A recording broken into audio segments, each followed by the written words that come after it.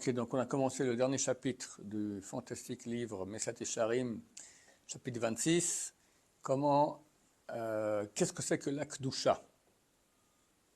Alors on va expliquer que le début de l'Akdusha, c'est du travail pour obtenir de la sainteté, mais après on reçoit la sainteté du ciel. Comme c'est écrit dans le Talmud, Traité Yoma, celui qui se sanctifie un peu, on sanctifie beaucoup. Celui qui sanctifie ici en bas, on sanctifie beaucoup depuis en haut. Et ainsi même les actions matérielles qu'il fait deviennent saintes, comme par exemple la consommation des sacrifices à l'époque au temple. C'est une action qui est matérielle, mais elle était sainte, au point où elle expiait les péchés des propriétaires du sacrifice. Pétiré ata, et vois maintenant, la différence qu'il y a entre celui qui est pur et entre celui qui est saint. Hataor, le pur, les actions matérielles qu'il fait lui sont obligatoires, il est contraint de les faire. On ne peut pas vivre sans manger, sans boire, sans dormir. Et lui, donc l'homme pur, l'intention qu'il a lorsqu'il les fait, c'est uniquement parce qu'il est obligé de le faire, de façon obligatoire, contrainte.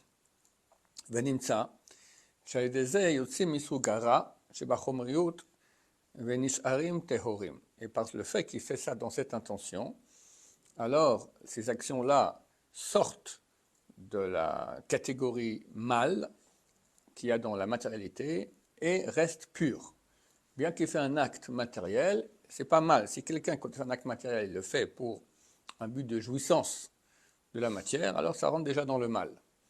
Mais s'il le fait parce qu'il est contraint, et il n'a aucune jouissance, il le fait parce qu'il ne peut pas faire autrement, alors ça reste pur.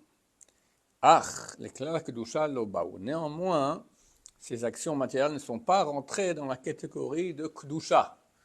Il y a trois catégories. Il y a mal, il y a profane, c'est-à-dire c'est pur, mais ce n'est pas saint, et il y a saint.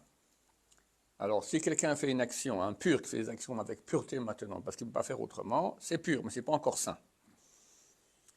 Qui ilouaya efshar biltam, parce que s'il avait réussi à vivre sans faire ces actions-là, kvaraya yoter tov, ça aurait été déjà meilleur.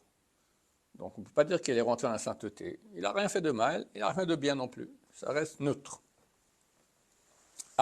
Néanmoins, hakadosh, celui qui est saint, Hadavek tamid lelokav, qui est toujours en situation d'adhésion avec son Dieu. Venafsho mitalechet ben hamuskalot ametiot. Bon, c'est des niveaux, je ne sais pas qu'est-ce que c'est. Et son âme est toujours en train d'aller dans les considérations raisonnables, de raison, authentiques, ba'avat bor'o ve'irato, de l'amour de son créateur et sa crainte. Le type, il n'est pas là, quoi. Il est sans cesse avec Dieu, en train de réfléchir aux choses divines, et dans la crainte de Dieu et dans l'amour de Dieu. Hine, voici. Il s'est considéré comme s'il marche devant Dieu dans les terres de vie, c'est-à-dire Olam Haba, alors qu'il est ici encore dans ce monde-là. Physiquement, il est là, mais il n'est pas là. D'accord? Lui, il est déjà devant Dieu autre part. Vine Ishkaze. Et voici un homme de ce type. Lui-même est considéré comme un sanctuaire, Kamikdash, comme le temple, et comme l'autel. Il a la présence divine sur lui. Comme ont expliqué nos sages des morts bénis, Vayal me'alav Elokim. Et Dieu est monté au-dessus de lui. Et les sages d'Israël ont expliqué, Avod hen merkava, les patriarches, donc Abraham, Isaac et Yaakov, eux-mêmes sont le chariot céleste.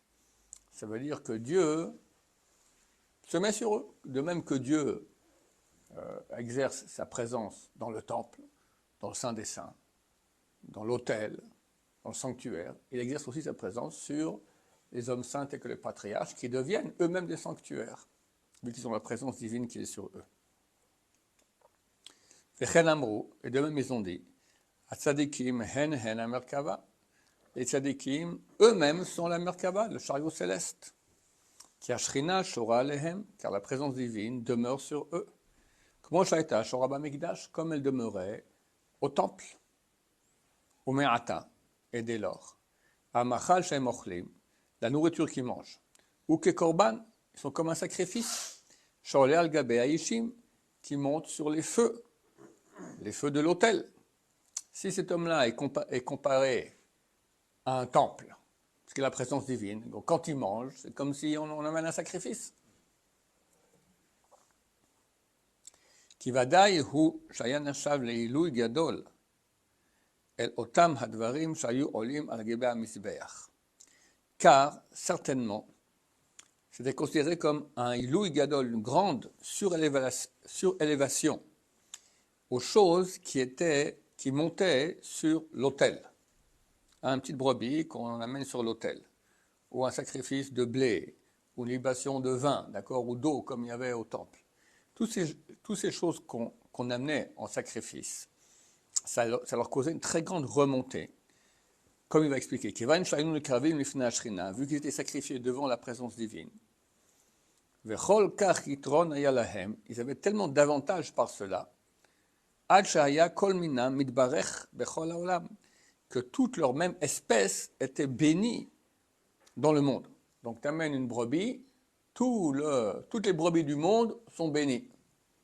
Parce que ça fait tellement de grandeur spirituelle, le fait de sacrifier cet animal-là. Korban, ça vient du mot karov, proche. Donc ça rapproche toutes ces parties animales de Dieu, et par cela, toute l'espèce aussi, elle se rapproche. Ok, Mamaram Zichron Evracha, comme ils ont expliqué nos sages de mémoire bénie, Bamidrash, dans le Midrash, Ken Amachal Vamishte Shaish Akadosh Ochel. Alors de même, donc dans le Midrash, ils ont expliqué qu'est-ce qui se passe quand on amène justement un animal ou toutes ces choses-là en sacrifice, ça fait remonter toute la même espèce, ça leur donne une surélévation spirituelle. De même, il en est, nous dit le Rav, Hamachal Vamishte Shaish Akadosh Ochel, la nourriture et la boisson qu'un homme saint mange. Ilui hu la ma'achalahu ou la mishtayahu, c'est une surélévation à cette nourriture et à cette boisson. Qui ilu nikrav al gebe hamizbach mamash, comme s'il a été sacrifié sur l'autel de façon authentique. V'unyan she'amru alav zichron v'racha, c'est ce qu'ils ont dit nos sages de mémoire bénie. Kol hamavi doron tamil chacham, tout celui qui amène un cadeau, un tamil chacham, qui lui écrivent bikurim, c'est comme s'il a amené les bikurim. Bikurim, c'est un sacrifice, donc on amenait le premier des fruits, des 7 fruits que la terre par laquelle la terre d'Israël a été bénie, on amenait le premier des fruits qui poussaient dans votre champ au temple. Les bikurim, ils sont super importants dans l'ordre. Ça passe avant la trouma, avant le maaser rishon, le maaser shon. Le bikurim, c'est le premier, d'accord? Donc c'est un sacrifice. Celui qui amène un cadeau, je peux amener une nouvelle date qui a poussé dans mon champ au temple, ben moi j'amène une boîte de dates, un tamid chacham, et ben c'est comme si j'amenais des bikurim. Bon, un vrai grand tamid chacham, quelqu'un qui est kadosh. De même ils ont dit, de remplir la gorge des tamil chachamim de vin à la place des nesachim, des libations qu'il y avait au temple. Au temple, on versait du vin sur l'autel, maintenant tu verses du vin dans la bouche du tamil chacham, parce qu'il est tellement saint. C'est la même chose. On ne parle pas que les tamil chachamim ils sont fervents d'aller manger et boire, qu'on appelle ça, des gens gourmands. Chassé shalom, Dieu ne plaise. Chez Malek Onam qui marlit et Agargaran, qui va remplir sa gorge comme il remplit celle du gourmand. Et la Enyanou, les filles à Kavana chez Zacharti. Mais ce qu'on dit, c'est les chats d'Israël, c'est d'après l'explication que j'ai donnée. Que les sages qui sont saints dans leur voie, dans toutes leurs actions, ils sont vraiment comme l'autel, non, comme le temple et l'autel. Vu que la présence divine demeure sur eux. Comme elle demeurait dans le temple, vraiment.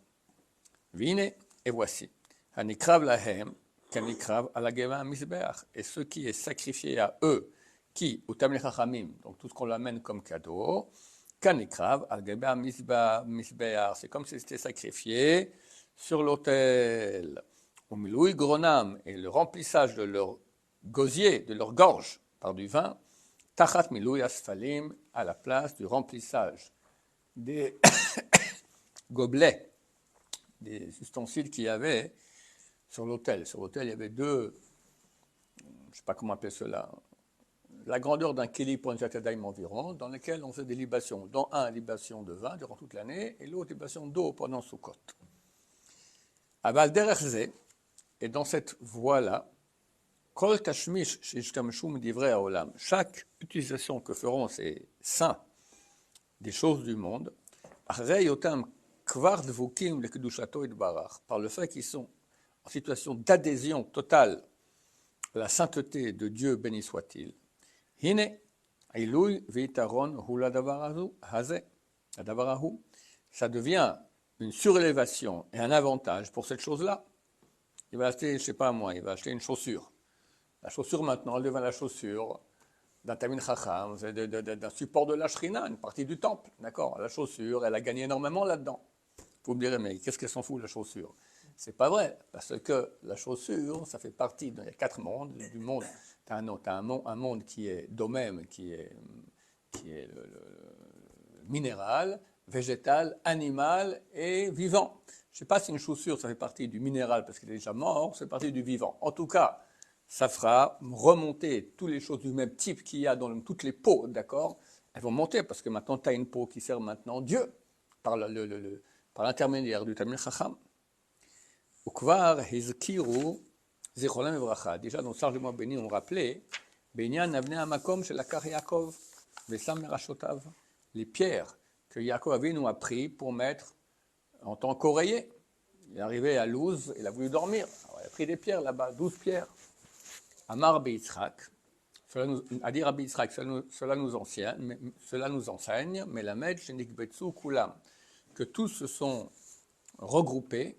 Vaïta kolachat omeret, et chacune disait, Alay yanir tzadik rosho, sur moi le tzadik va poser sa tête, parce que être une pierre sur laquelle Yaakov Avinu pose sa tête, la pierre, elle a gagné le gros lot, d'accord. Et par elle aussi, toutes les autres pierres. Mais elle, bien sûr, plus, vu que c'est par elle que c'est passé. Voilà, que Dieu nous aide à nous sanctifier un peu plus, Bezrat Hashem. Baruch Adonai, l'olam, amen, amen.